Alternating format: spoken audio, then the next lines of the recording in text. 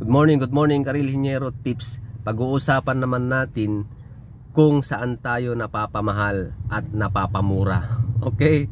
Kung tayo ba ay kukuha ng professional, mas mapapamahal ba tayo? O kung hindi tayo kukuha ng professional, mas mapapamura ba tayo talaga? Okay, yan ang ating tatalakayin mga idol dito sa video na to. Okay, unahin natin dito sa professional mga idol. Kung kukuha ka ng professional mga idol, natural, magbabayad ka. Pero, natural, magkakaroon ka rin ng benefits. Okay? Ayaw mo ba yun mga idol?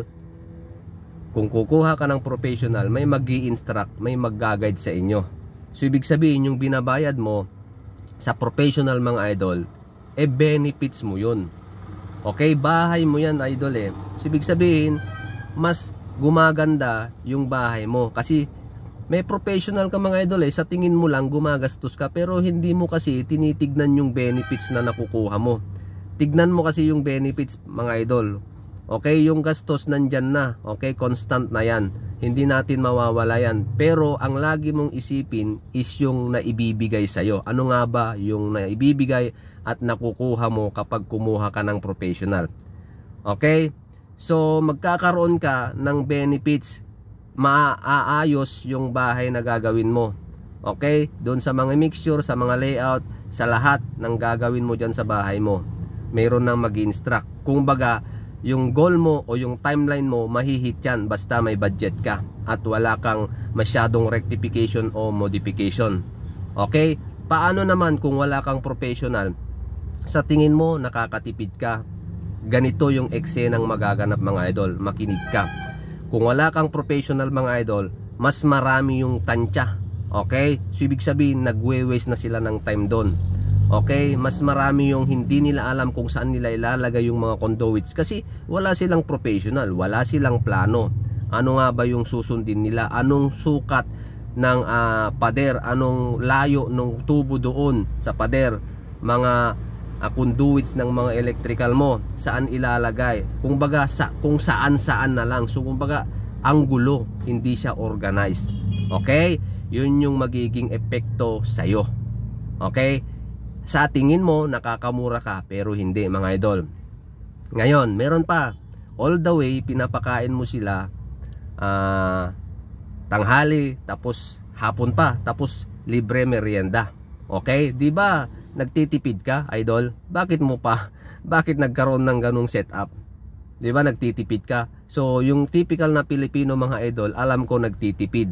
Tapos naging mandatory pa na pinapakain mo yung mga tao. Wala namang masama doon mga idol, pero ang sa akin is nagtitipid ka eh.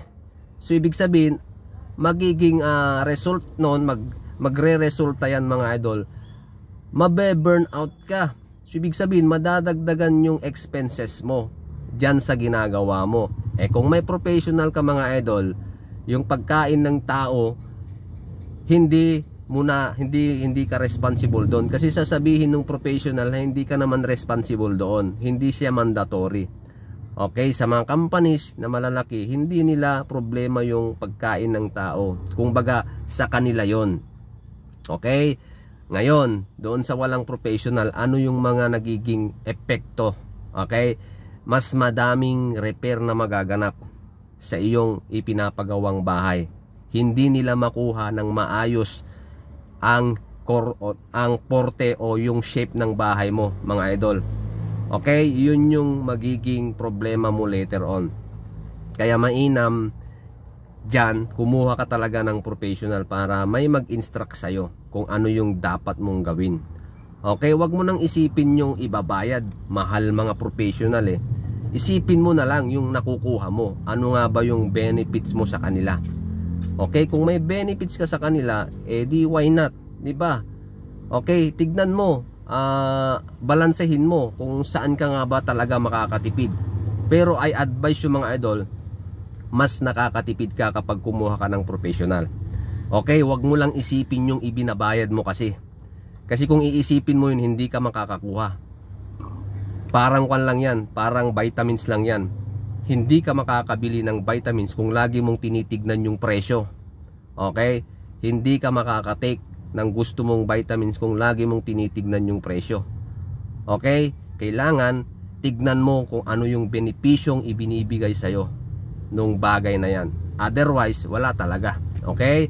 So, ganun mga idol ha. Kailangan yung balansin, tignan ninyo yung mga nakukuha nyo kung ito ay nakakapagbigay sa atin ng kagaanan o smoothness ng ating ginagawa. Otherwise, kumonsulta tayo sa mga professional para mabigyan tayo ng mas mainam na advice para sa ating mga plano sa bahay. Okay? So hanggang sa muli mga idol, at kung may mga katanungan kayo, pwede kayong kumonsulta sa aking messenger. Okay?